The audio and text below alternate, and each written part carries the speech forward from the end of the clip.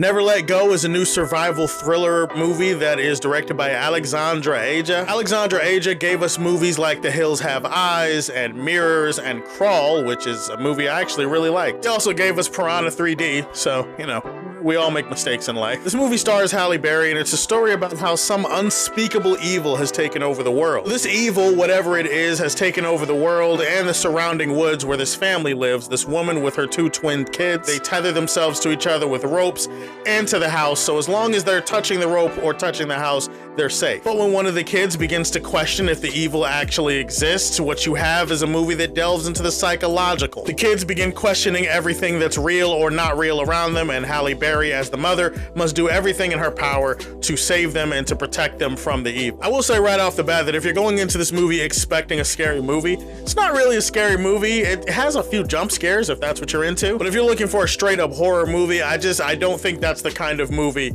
that you're going to be getting here. It's definitely much more of a psychological thriller. It's a movie that delves more into the mind. It plays with your head a little bit more, and I think those are the aspects of the movie that work the best. Halle Berry, I mean, obviously she's like one of the most gorgeous women of my lifetime, of all lifetimes really, and that should be pointed out in every single review. Like, Halle Berry needs to know that we appreciate her for, you know, being God's gift. But putting that aside, I mean, even beyond that, Halle Berry doesn't get enough credit for how talented of an actress she is. Like, she is legitimately great in this movie. I know that she's like the only black woman to win an Oscar for Best Actress, but I don't know, it just, even beyond that, it feels like she doesn't get her due. She doesn't get her credit for being regarded as one of our great actresses of this era. In this movie, she plays a mother, and she displays all of the emotional vulnerability and also all of the craziness of a mother trying to protect her kids from the world. She is borderline feral at times in this movie, but there's also gravitas and a poise that she brings to the role that I think really works here. Whether you think that she's crazy or whether you think she's actually protecting them from something real, she's able to sell both sides of it pretty adequately, pretty convincingly. So that's a testament to how great Halle Berry is. Also, shout out to the kids. I am not familiar with their names, and I think one of them, this is like their first time acting in anything. They also do really good work here as her kids. They are also very believable, not just in the emotional scenes,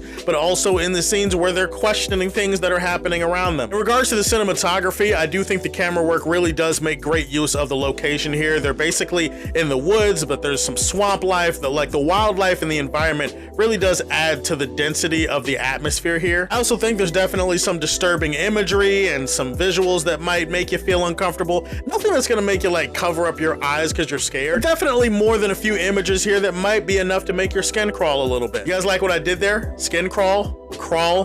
Because the guy who directed this movie made the movie Crawl, the alligator.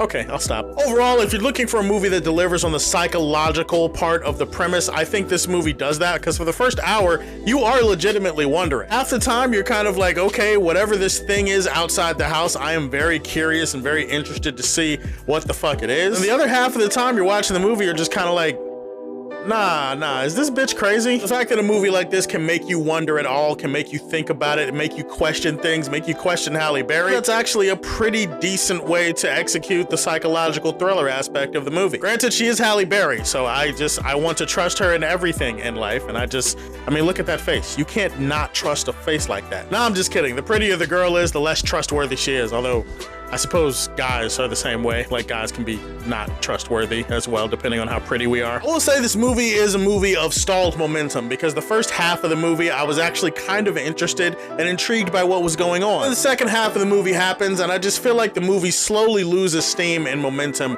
over the back half of the film. Story starts meandering a little bit, and the story is not so much racing to its conclusion as it is stumbling and tripping and falling over itself. Some of the rules in the movie feel like a contradiction to themselves, and there are a bunch of unanswered questions that start popping up, and not the fun type of unanswered questions where it's like, I'm curious about this, I want to know more about this, my headcanon can like fill in the gaps until I get the answers. It's more unanswered questions where it's like, wait a minute, I don't know, does this make that much sense anymore?